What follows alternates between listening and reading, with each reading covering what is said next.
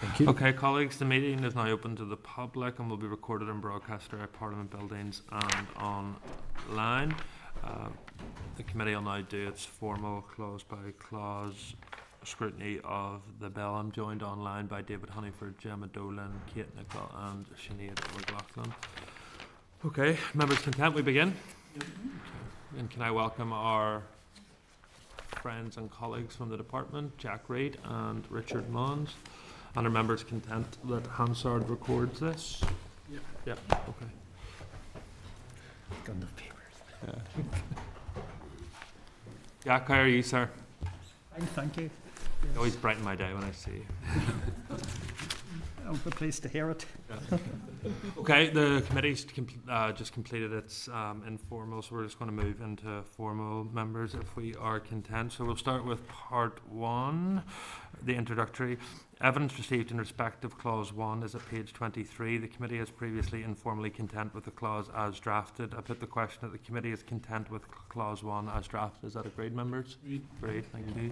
Part 2, office holders action. Evidence in respect of clause 2 to 4 is at page 23 to 26. The committee is previously informally content with the clauses as drafted. Is the committee content with clause 2 to 4 as drafted? Agreed?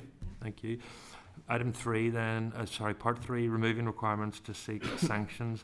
Evidence in respect of clause 5 to 6 is at page 27 to 28. The committee was previously informally content with the clauses as drafted.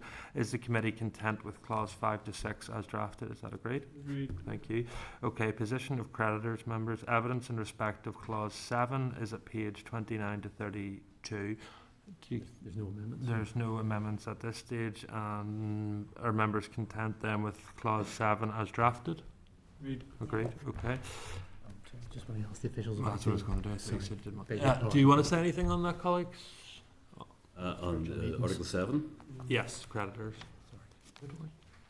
Nothing really. No, you're content. On that, thank you. Okay, no problem at all. We then move to clause 8, members. Is the committee content with clause 8 as drafted? Okay, thank you. Evidence in respect of clause 9 to 10 is at page 36 to 37. The committee is previously informally content with the clauses as drafted. Is the committee content with clause 9 to 10 as drafted? Agreed. Okay, moratoriums then, members. Evidence in respect of clause 11 to 13 is at page 38 and 39. The committee was previously informally content with the clauses as drafted. Is the committee content with clause 11 to 13 as drafted? Members content? No problem at all. Compulsory voluntary arrangements. Evidence in respect of clauses 14 to 20 are page 40 to 42. The committee was informally content with clauses as drafted, subject to reassurances in respect of virtual meetings which have now been agreed. Is that correct, colleagues? Yes. Yep. Okay. So are the committee content with clauses 14 to 20 as drafted? Agreed. Thank you. Administration then, members, is in respect of clauses 21 to 22, page 42. The committee was previously informally content with the clauses as drafted, subject to reassurances in respect of virtual meetings which have now been agreed. Is the committee content with 21 to 22 as drafted? Agreed. Thank you.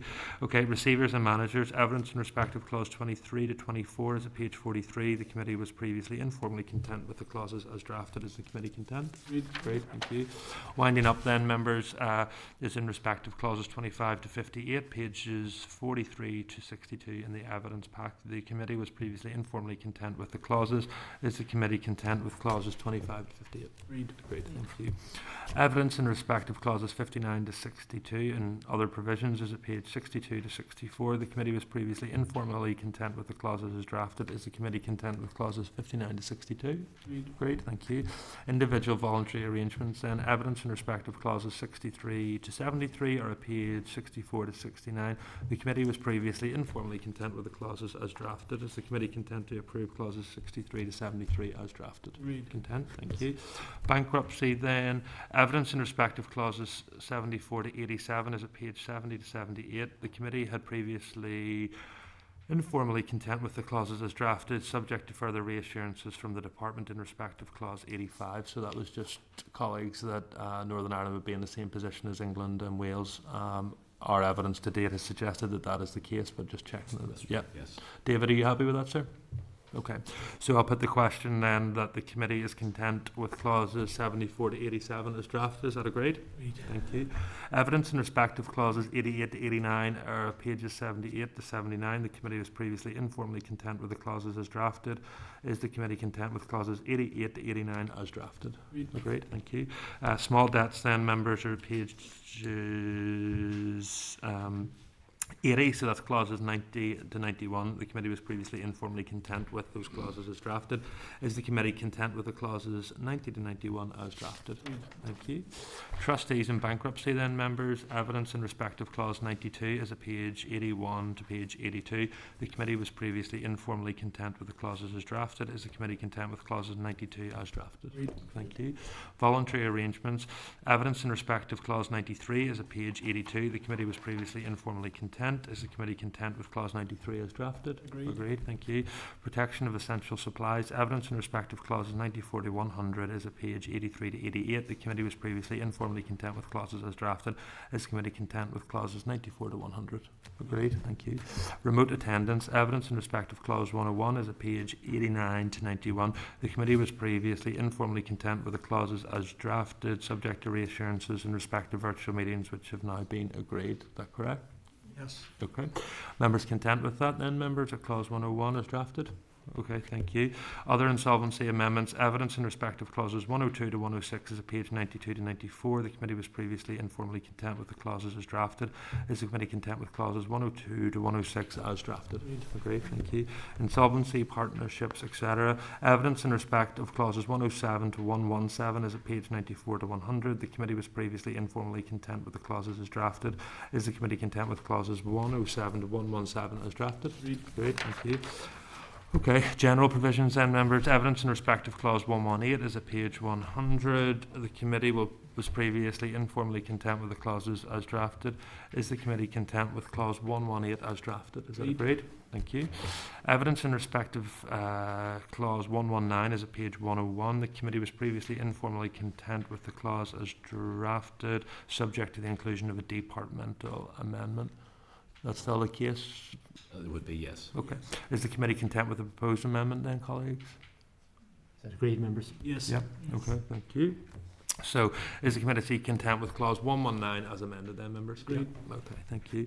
Evidence in respect of clause 120 to 121 is at page 101. The committee was previously informally content with the clauses as drafted. Is the committee content with clauses 120 to 121 as drafted? Agreed. Great, yeah, thank you. Schedules then, members. Evidence in respect of schedules 1 to 4 is at page 102 to 108. The committee was previously informally content with the schedules as drafted, subject to reassurances in relation to virtual meetings which have now been agreed. Are the committee content with schedules 1 to 4 as drafted? Agreed. Okay, other matters then. Consideration was given by the committee to members relating to petitioning for insolvency without a court judgment. Was there anything that you colleagues wanted to say at that on this stage? Nothing to add to what we Previously provided to the committee Perfect. previously. No problem. Is the committee content to accept the department's explanation and forego any amendment then, members? Agreed, thank you. Okay, long title then. Is the committee content with the long title of the bill as drafted? Yep. Thank you. Can I then thank officials for their work and for members that at the committee stage of the insolvency bill has now concluded, subject to the agreement of the committee's report. Members content? Yep. Thank you. Colleagues, thank you. Thank you very much. Thank you. Civil Justice Council about petitioning the court. Do you want to do that? Okay, colleagues, just then to follow up on one of the issues raised in closed session, I just want to summarise who we may wish to write to. So, members, this is in regard to the issue raised by the Bar of Northern Ireland about in Northern Ireland apparently it is the practice that petitions will not be considered unless the petitioner has a judgment from the court. This is apparently a COVID measure which was adopted, I think, across the UK, but is no longer being followed in England and Wales. So the committee doesn't want to, as indicated, does not wish to amend the bill in this regard. What you could do, as has been indicated, is write to the Shadow Civil Justice Council if they are still in shadow form. So that's basically the judges, the barristers, and I think the solicitors all sit on a big panel and they talk about legal matters. And we could just bring it to their attention and ask them, what the reasoning is and whether they are looking at perhaps revising this to bring us into line with England and Wales, if members are content. Members content? Okay, perfect. Okay, that's agreed. Then we'll then move to item 3, members, which is apologies, which we have none. Declarations of interest, members, Jonathan Buckley.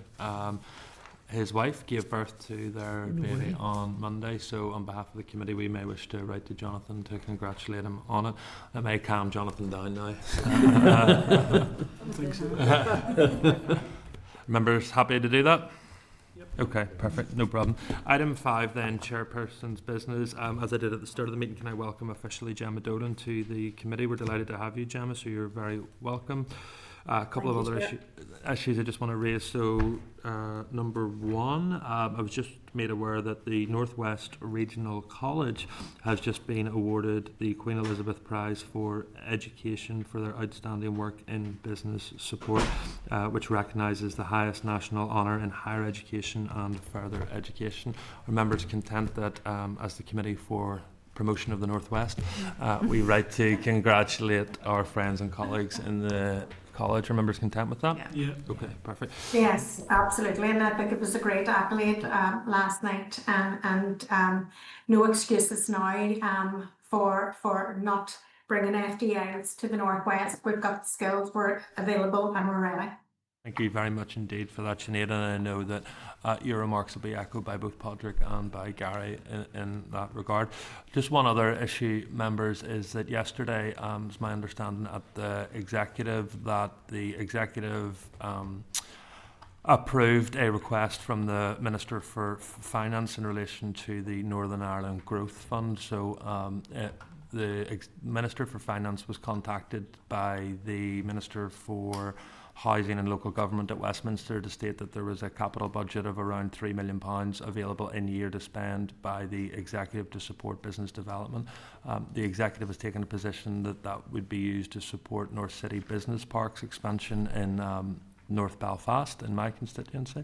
But ultimately the decision lies with the Secretary of State for Housing and Local Government and by the Northern Ireland Office to finally approve that.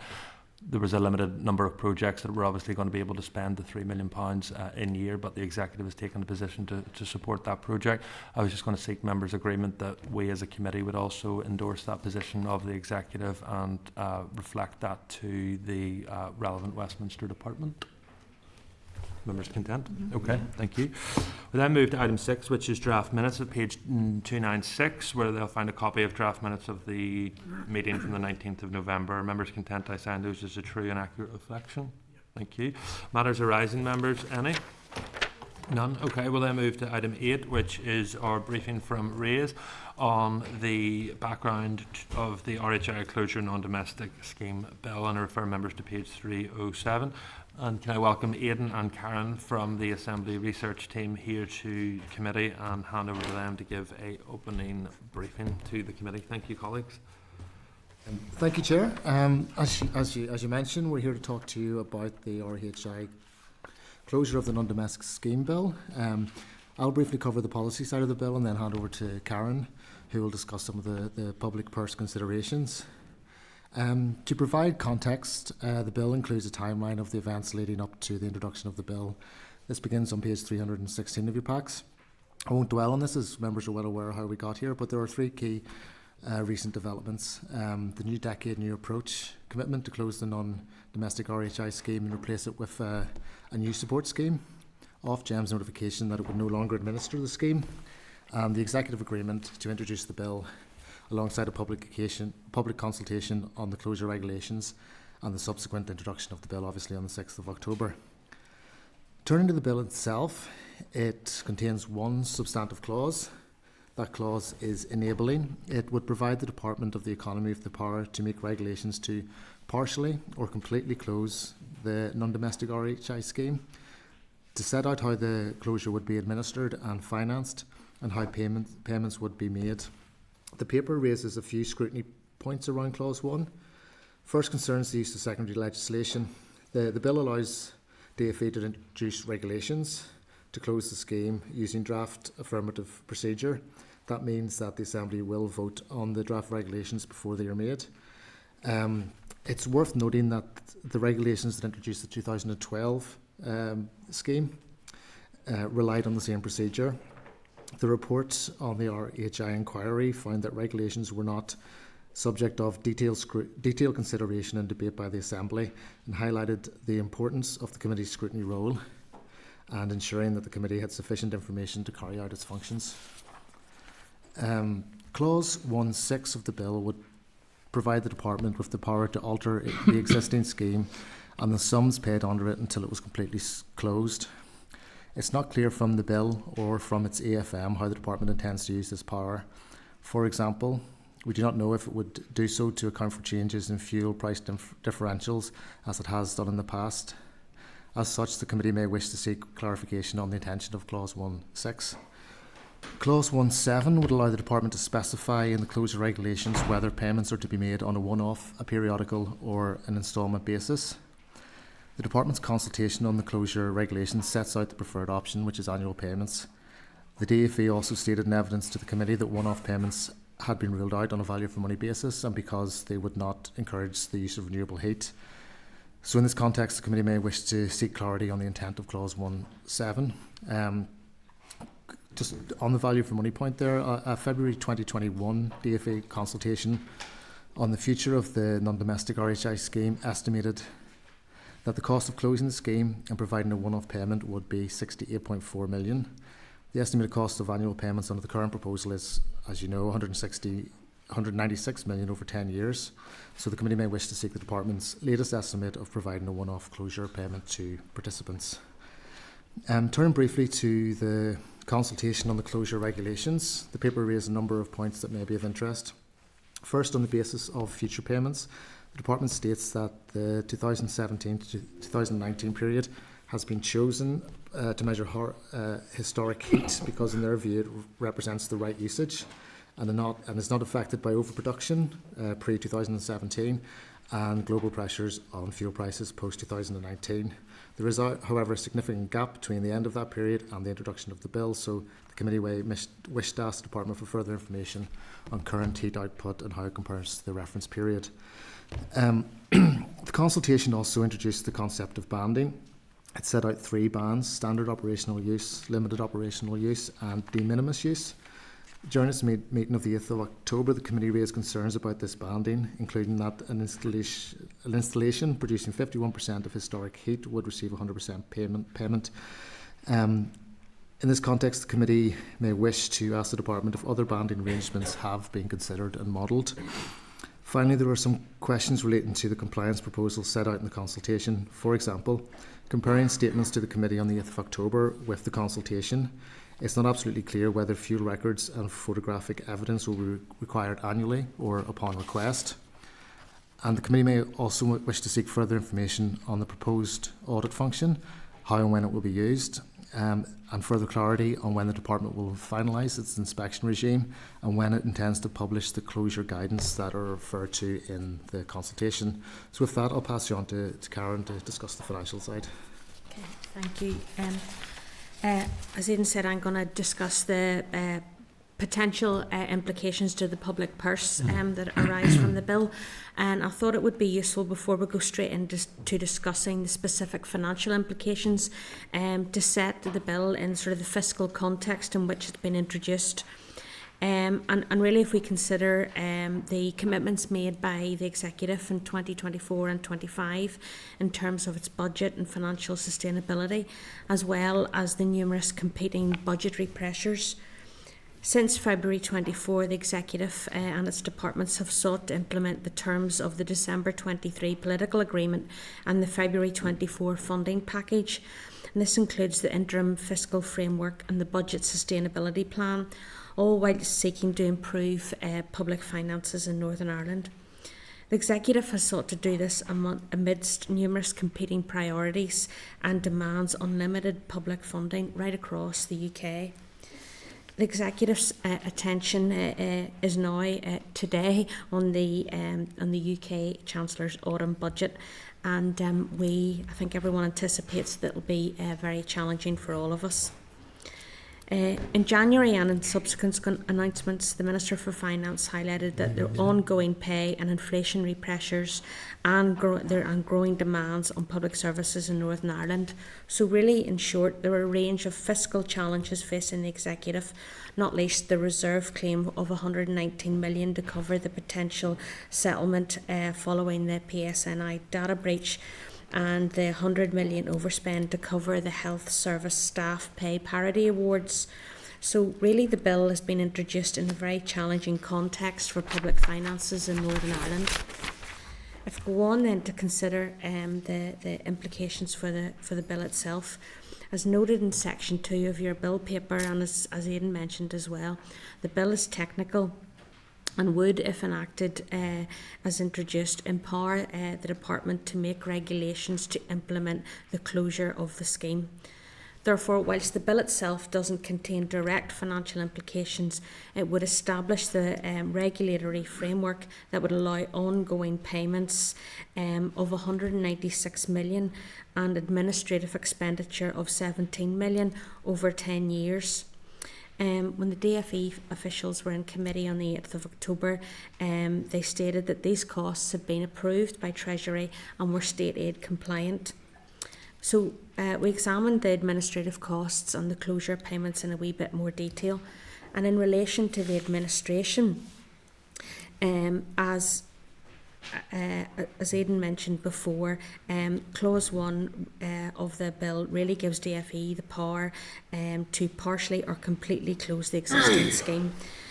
Furthermore, the bill, if enacted as introduced, provides the provision for administration and financing of such closure. This clause is necessary as previously the scheme was administered by Ofgem on behalf of the Department, and in 2023 Ofgem informed the Department that from April 26 it would no longer administer the Northern Ireland scheme. Ofgem's roles and responsibilities in that administration included collecting meter data, processing applications, making payments, conducting inspections and performing fraud checks. Information provided to RAISE by the Department indicated that since 2020 the average cost of the Ofgem administration was 892,000. And given that Ofgem are no longer providing this support to the Northern Ireland scheme, it is clear that the Department need to put an administration function in place. And the Department's tasks going forward will probably cover payment processing, fraud detection and compliance monitoring, contractual and operational costs and staffing systems. So, although the bill provides the legal framework for these administrative activities, it does not specify the scale or duration of the administrative functions, and nor does it set out the associated costs. Following a request for further information, DFE provided a further breakdown of their expected annual administration costs. As you can see in your bill paper, they're expected to average around 1.4 million a year, with the greatest costs of almost 4 million occurring in this financial year. With that in mind, the committee may wish to ask DFE why is there considerable variation in their annual administration costs if they've projected out over the next 10 years. Further information provided by DFE to RAISE shows that the Department has allowed for 18 full-time equivalent staff to support the administration of the closing of the scheme, and this ranges from grade 7 principal staff to administrative officers. DFE officials also noted that their costs include other administrative costs such as IT systems and inspections. But the committee may wish to ask the Department for further detail as to why the anticipated average administration costs of 1.4 million per year are considerably more than the average of 892,000 of Ofgem administration costs. The other main area of cost to the public purse is obviously the scheme payments themselves. And as noted in the DFE consultation document, the administration of quarterly periodic payments based on metered heat will be replaced by annual payments based on historic heat, as Aidan has just mentioned.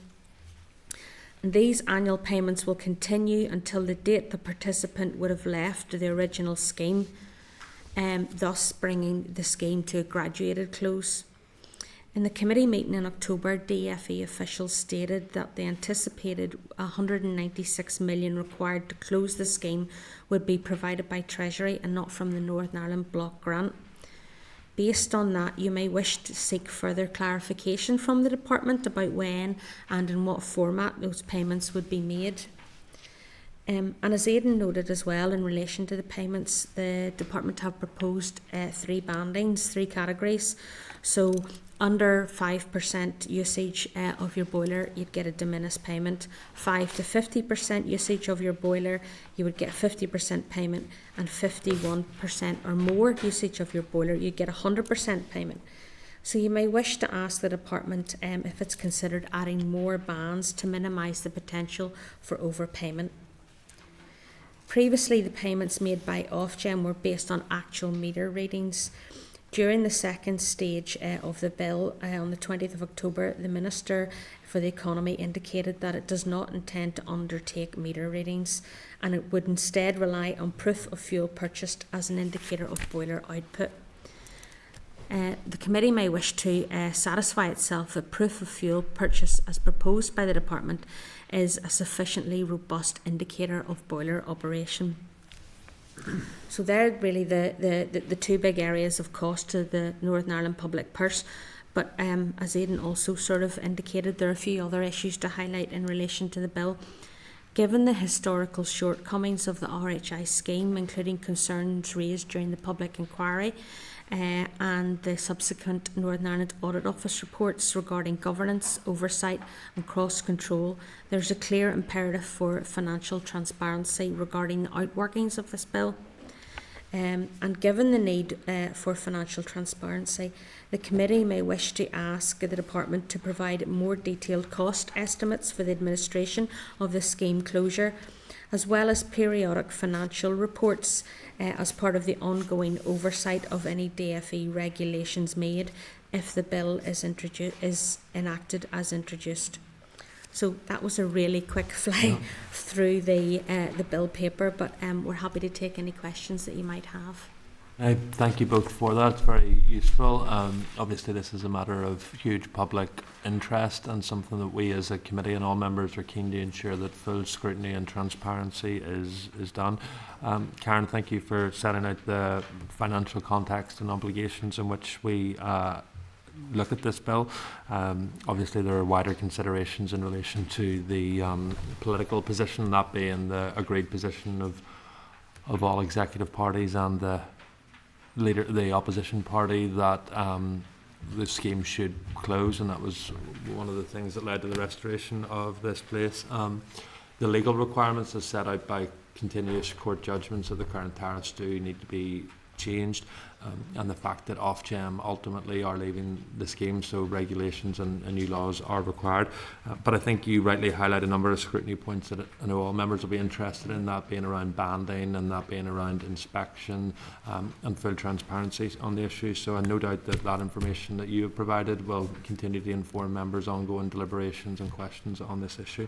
Do members have any questions they want to raise at this time? If not, no doubt during our consideration of the bill we will be in touch. So thank you so much for that. It's very, very helpful.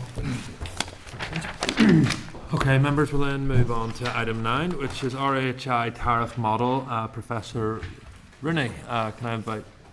Excuse me, I'm just going to pop out for a few minutes. No problem. Invite Professor Rooney forward. Members will be covering now. Professor Rooney will provide evidence on his model for RHI tariffs. This session will be recorded by the official report and refer members to evidence at page 370, 401 and 115. Members, Professor Rooney needs no introduction because he'll be known well to the committee, but he is from the Centre of Advanced Sustainable Energy at the Queen's University, Belfast. Thank you very much for giving up of your time to come to the committee, sir, once again, and I'll hand over to you if you are content. Thank you very much, and thank you for the opportunity to speak today. What I'll maybe do is give a bit of a background in terms of the paper that I had presented before to DFE and hopefully has been shared with this committee. Maybe I'll give a bit of a history of it in terms of just give an indication as to why we developed the model in the first place. And in fact, we, as in case, had been quite keen to support a resolution to the RHI scheme, and as part of that, were involved with and engaged with Rooney and others in order to be able to identify information, reports and correspondence pertaining to this matter. What became very clear in terms of our analysis was that there were several areas of disagreement with the department, including tariff rates and other factors which influence the expectations on returns of investment, including counterfactual fuels, fuel costs, boiler efficiencies, and other assumptions in the various different models.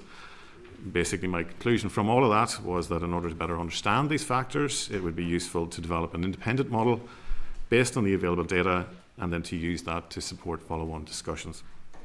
As DFE representatives have pointed out at previous committee meetings, the model that was developed can be described as a bottom-up model.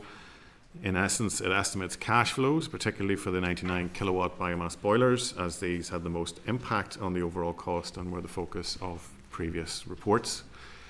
The cash flow analysis estimated the income received via the subsidy as well as the outgoings for fuel costs and operating costs.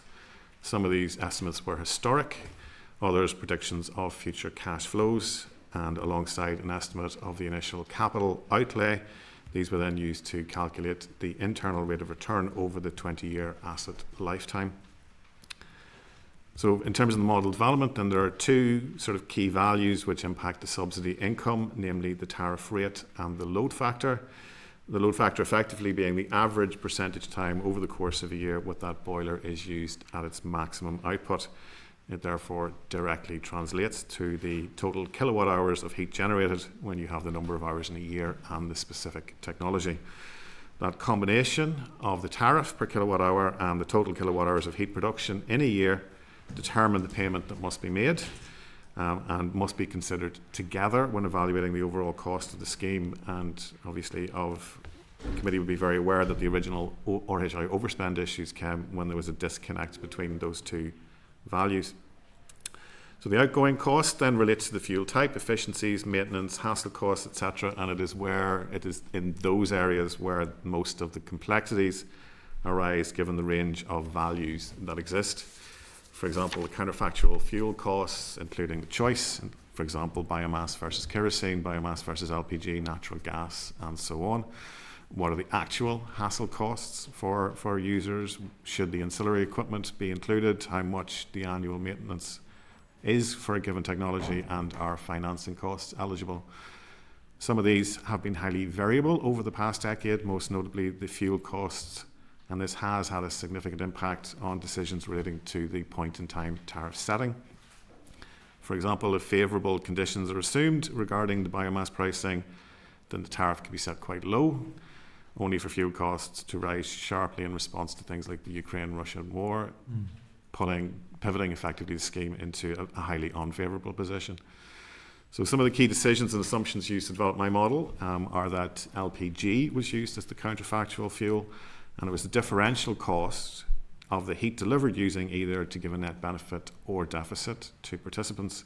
So for example, if LPG is more expensive than biomass, then there is a net benefit to the participant from using biomass because it's cheaper, versus the counterfactual. If LPG is cheaper than the biomass, then there's a net deficit to users because it's more expensive to use biomass versus LPG. The capital cost estimates were then estimated from reports including the core ancillaries. Hassle and maintenance costs were taken as a percentage of the overall expenditure and capital expenditure, and that was 5%. Financing costs were considered in early parts of the model, but then dismissed effectively for the overall tariff calculation. RPI values were used to predict how those costs would change over time, historically and out into the future, assuming that we are now in a more steady state, hence the 22-23 financial crisis or cost of living crisis jump was dismissed going forward. To simplify the calculations, only a tier 1 tariff was used alongside the cap of 15%, which is similar to the current state. The reason for that was because I had no specific data on the actual usage figures post 2017. Prior to that, payments to boilers were in the public domain and were able to be used to give an indication of the number of boilers that were operating as well as payments received to date. So boilers which had historic pre-2017 load factors greater than 15%, with a capped at 15% moving forward, those below 15% retained their current load factor value. And then the calculations were performed for all 1,262 boilers on that original list. Those are the 99 kilowatt boilers. And then the average rate of return calculated for all of those together. So that's the basics of the model. Based on all of that, the key result is that when a tariff in my model is set at 7 pence per kilowatt hour, then the average rate for those 1,262 boilers was 11.9%, just below the 12% state aid cutoff. So that 7%, 7 pence per kilowatt hour is obviously matched to the 15% cutoff in terms of load factor. Total estimated cost then for that, based on my model for the 99 kilowatt boilers over the next 10 years, was around 126 million.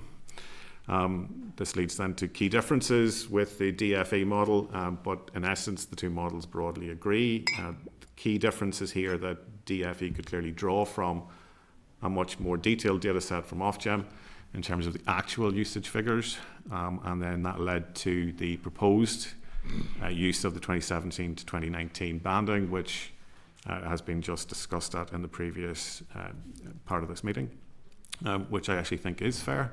Based on the information that I have seen, there was a number of different load factors and dates chosen, which have been presented in the DFE model, and that one does seem to be the most representative of fair use. Secondly, it allows for future payments then to use both a Tier 1 and Tier 2 tariff rating, so slightly different than my model, which capped everything at the Tier 1 band. But overall, this means that the DFE model is probably in the region of around 12% more expensive than my original model, coming in at around 141 million for those 99 kilowatt units. And that can be easily explained by the larger estimated heat output than my model would have predicted, and also the fact that kerosene was used in there as a counterfactual in their model versus LPG in mine. But basically, the DFE Tier 1 and Tier 2 tariffs of 6.1 and 1.7 with a 15% cap is on average slightly more beneficial, but in line with effectively my model, and is overall, I think, again, fair. So on the whole, I think it is a fair and reasonable tariff rate based on the data that I have and the modelling that I have done. Clearly, participants and bodies like the UFU and RANI and others will have greater knowledge of the historic factors and are therefore in a better position to advise on the impacts of that history. So just as been raised, banding has been an issue and was introduced. So banding was not part of the original model, but I have been looking at that issue because I know it is something that is important. And we have had these discussions with DFE around the various different banding opportunities and what that might look like. So I have looked at it. Banding has clear advantages and disadvantages. The advantages include that it offers a streamlined process for DFE and participants. It does lower operational cost. It does provide increased flexibility to operate as in terms of participants, and it allows for better financial planning for participants as well as the department. But it does need to be weighed up against the disadvantage of what would be considered an overpayment relative to meeting for the same amount of heat generated. So that's quite clear.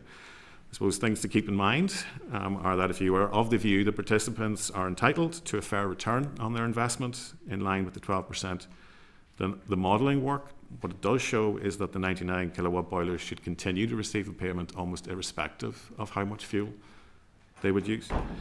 This comes about by the fact that there's a relative insensitivity over the last 10 years of the scheme to essentially the fuel price differential costs, assuming that we are not going to have another energy crisis over the next period. However, if you have the view that participants only receive an income on the heat produced and only able to then achieve the expected return if operating at that maximum, then you would tend toward the banding type structure. The metering instead. So in other words, the banding system that has been proposed essentially blends those two views. It aims to try and encourage people to maximise the boiler use in line with their historic values by protecting their incomes, even if there is some variability in the output of the scheme, and it allows boilers to remain on the scheme for future use as required. You can, of course, model out what the potential impact may be, and if you do make the assumption that in the unlikely event that all participants decide to effectively maximise their income and minimise their heat, there will be a significant cost saving. It's about half, essentially, of the money could be saved if everybody decided to operate in that way. However, if only a small number of participants purposefully or are required in order to operate in this way for any reason, then the saving to the taxpayer significantly reduces. And clearly has to be outweighed by the fact that there would be increased costs in terms of operating, maintaining, policing, etc. of that scheme in terms of the metering, including the fact that meters would need to be upgraded essentially on all sites, as they only have a 10-year essentially window. So basically, effectively this translates to a cut-off point as to where compliance with the scheme is of value to the taxpayer or not. And I have not been in a position to calculate that. As Karen mentioned in the previous session, clearly there are a number of different costs that need to be factored in order to be able to understand whether or not that scheme, as in banding versus metering, would be useful. What I can say is that given the conversations that I've had with UFU, Rani and other participants, the drivers are to maximise heat production. I've seen no evidence to date from people that they wish to essentially move to a system where they are maximising income and minimising heat. And I think also, just to add to that, I will say that that Rani, UFU and others are very clear that they want transparency in this scheme, they want proper controls in this scheme, and they want to ensure the integrity of the overall scheme. And my understanding is that they are in favour of the banding structure because of it's the fact that it does, because of those advantages that I have mentioned. So I'll just finish by saying, look, I've provided DFE with the model that I have developed, as well as some additional briefing information. I'm happy to talk through any of that. Thank you very much indeed, Professor Rooney.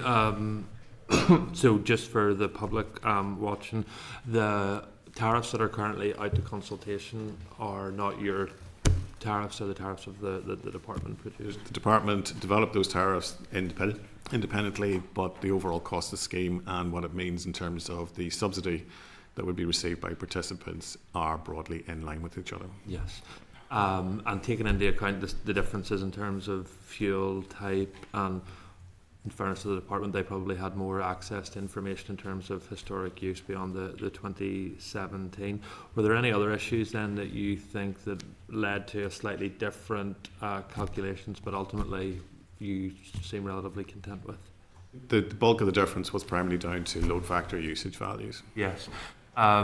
Just looking through the department's model, they don't seem to have taken into consideration the historic use in terms of whenever there was the uncapped usage. You seem to have done that in yours, or am I picking that up? No, the model that I was shown by DFE is effectively a future prediction model in terms of the cost of the overall scheme. It did not utilise IRRs essentially as a metric to determine the actual tariff rate. In order to be able to get that IRR value in my model, I needed to use the historic payments, which is why then my model includes those values and future predictions. I just wanted to then check in terms of the compliance, if you had any view on those. So the department have made clear they won't do inspections moving forward, and they'll rely on proof of purchase of fuel, etc. I'm just wondering if you have a view on that. I think there is a blend. I think the department has indicated that it would undertake some level of inspections. In fact, Randy and others have asked for increases almost in those inspections to assure the integrity of the scheme. And then, would you describe this as RH closure or continuation, or as the previous evidence, graduated closure? Well, it's part semantics.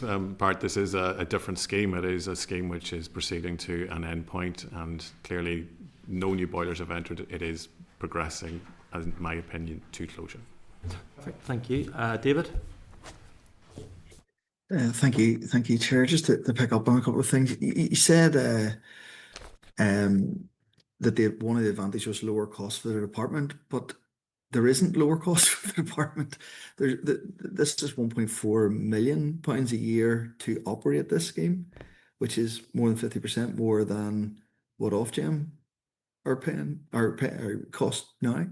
Yeah, I think the situation is that if metering, etc., came in, there would be an additional resource request in order to be able to then essentially measure and analyse all that, as has been pointed out by Karen and Aidan in the previous session. I think there is a question here about that breakdown and what it actually means in either of those two scenarios. I cannot answer what those actual costs would be.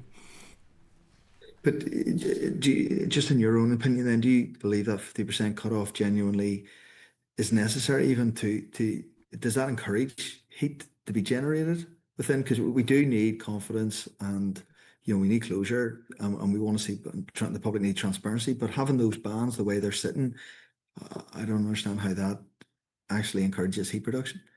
It encourages heat production by encouraging people to move into the higher band. So yes, you could effectively operate at 51% relative to 50%, and then you would see an uplift. So for example, quite broad calculations, that if you were in the top band, you might receive £10,000. If you're in the middle band, you might receive £7,500. So there's a differential there of about £2,500 received in terms of income. So question is whether or not increasing your fuel usage will actually put you into the higher band. So part of the discussions with participants has been the fact that they would wish to move into the highest band possible. Therefore, it does encourage. You can, of course, create additional bands to try and keep people pushed more and more into the top. The alternative, and this was also looked at, was that you could reduce the payment in the middle band in order to be able to, again, encourage more people to move into the top band. And why were those ruled out?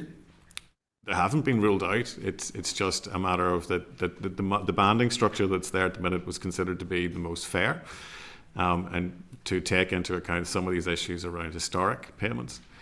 But the option is there in order to be able to change those bands and the payment delivered into those bands in order to be able to put more people into the higher bands as required. Listen, thank you, Chair. Thank you, Patrick. Thanks, Chair, and thanks for your presentation. I wanted to pick up 2 points. One again on banding. You'll be glad to hear, I'm sure.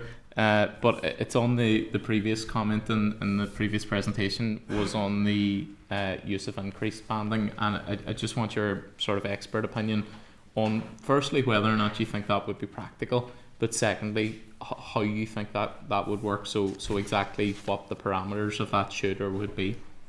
It would be interesting just obviously to see how many self-declarations come back and to compare against the meter readings or other data sets that come in to support all of that. Yes, you could go to more bands. The more bands that you put in, the closer you get to a metering scenario. Part of the original conversation was to have only one single band, and that has been discussed obviously in terms of the single payment. This one here recognises that some participants may have machines which are not being used and therefore will be on the scheme and therefore shouldn't be getting the full payment. I suppose the overall answer is yes, you could add in additional bands. It creates an slightly additional burden. The more bands you put in, the closer you are to getting to metering. So somebody has to draw the line somewhere. Okay. No, that's interesting, and I suppose a point for reflection for us. Just my second and final point is around the fuel price, the fluctuations which you've mentioned, and you've mentioned some ways that those could be mitigated against, but in terms of that, are there any sort of definitive ways that you can mitigate against that? And I suppose the second part of that question is, are there any review mechanisms which should be looked at as part of the scheme to ensure that there is an ongoing review throughout the scheme? I think it would be wise, obviously, to keep an eye on fuel price differentials to make sure that there is no upsets like there were several years ago, in terms of which led to some of the difficulties which we are obviously as a committee you're still dealing with. Is there any way to mitigate against it? I don't think so. Some of these are geopolitical issues. We hope that we are going to be in a more stable period for the next number of years, but there's no guarantees on that. Clearly, being able to support and grow the market in terms of biomass would also help to shore up local supplies. So there would be certain things that could be done, but some of this is outside our control. Thank you, Patrick. And Sinead? Thank you, Professor Rooney, for your presentation.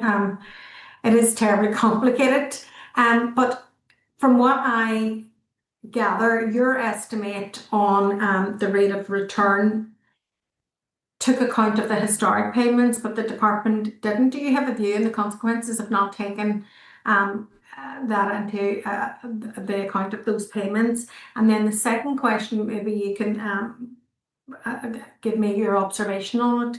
I'm really concerned about the inspections and how the department will carry out the relevant inspections programme. And I don't get a sense that it has actually been worked through yet. And if it hasn't, I do think that it will have considerable implications. I think, as others have said, we really need transparency and good governance around this programme, and the two go hand in hand. Absolutely. So in terms of the first part there, which is around the internal rate of return, my understanding is that there were two worksheets effectively developed by DFE. One was the tariff setting worksheet, which would have included some of that kind of analysis.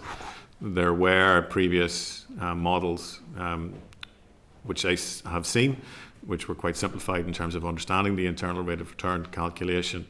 That was different than the model that I had a look at from DFE, which was simply that future prediction. So it looked at the cost of the scheme based on tariff rates which had been imported in from essentially other work. So hopefully that helps.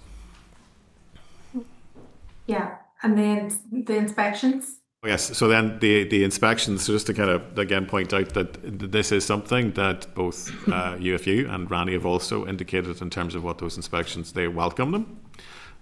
They have suggested to DFE in various different meetings, even spot inspections coming through in order to be able to encourage behaviours. So this is something that you will most likely see coming through effectively in the consultation responses. So, and there will be a desire said amongst both DFE and participants in order to make sure there is integrity, including inspections. There's no detail yet as to exactly how that is going to operate. I think people are waiting to get the feedback from the consultations and then co-design what that would look like.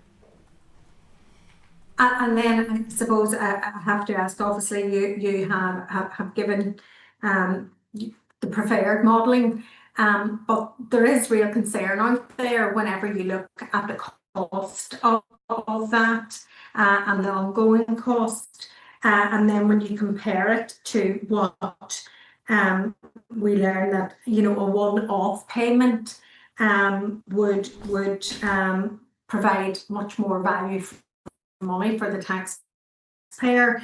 And can you just talk to that one-off payment? I can't remember, I think it's about 67 million vis-a-vis 196 plus obviously 17 million pounds for administration costs over the 10 years. The one-off payment seems much more value for money, but obviously you talked at length about the fairness of it. So can you just talk to that, please? Yeah, so the one-off payment is effectively, it's almost like it's just a simple closure. It is just to say that here we're going to pay off effectively your boiler and everybody just walks away. The reality is that a lot of people entered into this scheme in good faith on the basis that they were making an investment and then they were able to be in a position to make a return on that investment. Simply closing down the scheme and calling it a day, asking them to walk away without actually realising the full benefit of that investment was always an option, and it was always going to be the cheapest of the options. In this particular case, moving towards closure in terms of the full payments, as we've described, encourages the generation of renewable heat, i.e. it is in line with the original intent of the scheme, and makes that continued, or it allows people who made those investments to continue to receive on that basis. And that's where the difference between those two numbers come from. Yeah. So it's essentially not a value for money. It's the whole context of the renewables and outputs as well, and the commitment that those participating in the scheme have made previously. Okay, thank you very much. Thank you. Thank you, Sinead. Diana? Thank you, Chair, and thank you, Professor Rooney, for your presentation. Sorry I missed part of it there. I wanted to ask, really, the public perception piece and the transparency that other members have alluded to. You know, how convinced are you that the banding will satisfy that public perception with those wide bands that are given? Yeah, it's a very interesting point, and it is one that is potentially controversial in the sense that yes, you can. If you take the view that people will try to maximise income and minimise heat, then yes, the public would benefit. However, if you take the view that most participants will choose to maximise the heat output, then that disappears. So banding only tries to effectively encourage more and more people to essentially move into the higher tier. So there is a public perception interest story here. There is a kind of a need to monitor it, and there is a need to basically try and track it as much as possible and work with the sector in order to make sure that people are actually moving towards the higher usage figures as they have indicated that they will, relative to those who may wish to try to maximise income and minimise heat. So I think it is something to keep an eye on, but it is only something you can really keep an eye on once it is operating. And just also looking at future support schemes for renewable energy, have you recommendations for the monitoring of those based on the modelling you've done in this role? In this case, we have not. Well, we have opinions around how we might be able to use additional funding in the future in order to be able to encourage the uptake of renewable heat across Northern Ireland and to benefit the overall economy. That's still ongoing in terms of how we would do that. But the governance story behind RHI has clearly influenced what would be required, as well as the other costs associated with it. It's a very expensive but very interesting learning journey. Thank you very much. Well, that is all the questions we have at this stage. Colleagues, though, no doubt, Professor Rooney, we will hopefully try and indulge your kindness, and during our consideration of the bill we'll probably be in touch. So thank you so much for your time and your expertise on this issue. Much appreciated. Thank you. Do you want to write to the Department? It was basically said in the raised bill. Yep. So our members' content then, we share with the Department a copy of the raised bill and then seek their views on those. Members content with that? Mm-hmm. Okay. I'm going to move then to correspondence, members, at item 10, and they begin at page 437. Members are asked to note a response in respect of student enrolment and engagement with counterparts in the Republic of Ireland. The Minister appears to indicate that universities can elect not to allocate their Mason places to students from the Republic of Ireland. Are members content we just seek clarity from the universities on this, if that is the case? My previous understanding, could be incorrect, was that that wasn't a decision that universities could or could not make, but happy to take any other views on this. Agreed then, thank you. Item 3, members are asked to note the annual report and accounts for the General Consumer Council for Northern Ireland 24-25. Members content to note? Yep. Thank you. Item 4, members are asked to note a departmental briefing paper providing an overview of the final outturn position. Is the committee content to note? Yep. Thank you. Item 5, members are asked to note a memo from the Committee for Finance in respect of the Administration and Financial Provisions Bill. Members content to note? Yep. Item 6 again is for noting. Members content to note. Yep. Thank you. Item 7 again for noting is a copy of the Department's Energy Security and Net Zero holding response to the Northern Ireland Scrutiny Committee. Members content to note. Yep. Item 8 is correspondence from the Belfast Harbour. Members content to note. Yep. Item 9, members are asked to note a response from the Northern Ireland Skills Council. Members content to note. Yep. Thank you. Item 10, members are asked to note information from Queen's University. Members content that we forward this response to the Consumer Council. Yes. Thank you. Members have any questions at this stage on this correspondence? Nope. Not. Item 11, forward work programme. Peter. Thanks, Chairperson. Thanks, members. So the forward work programme is page 576. So next week is pretty heavy going, so it's the Invest NI, just giving an update on various matters, and also what we're endeavouring to do is to get RHA, NI and UFU and possibly FSB, we're not sure about them yet, as well, to give evidence on the RHI closure bills. That would be the major one. That they're struggling a wee bit getting the paper together, but it's just because we put them under a bit of pressure time-wise. So that's the plan for the 3rd. The 10th then will be, hopefully the department has agreed to come and talk about Matrix AI recommendations and what they're doing about that. I had tried to get them in to talk about December monitoring, but they won't come. They will come in January, but they won't come in December to talk about that, unfortunately. So 10th December might be a bit later then than I would have liked, but there we go. And as I said last week, we'll be back good and early after Christmas, 7th of January, but I believe we've been beaten to it by TEO to being the most eager committee, and they're going to be back before us. But that on the 7th of January. That week as well. Yeah, that's to hear from the Minister on the 7th of January, and hopefully we'll have the Chancellor's statement today. The executive will get their envelope with their money in it, and basically they will then go into a corner, work out what their budget's going to be, and hopefully the Minister will be able to come along the 7th of January and say, good deal, bad deal for the Department for the Economy, and we'll know more about that then. Also hopeful that the department will come on the 14th of January to give us the feedback to the RHI consultation, which is closed about 2 days ago. They've confirmed, okay then. And that's basically what we've got, members. So there's some wee gaps there, as you can see in the programme in January. So our call for evidence for the RHI bill is going to close on the 1st of December.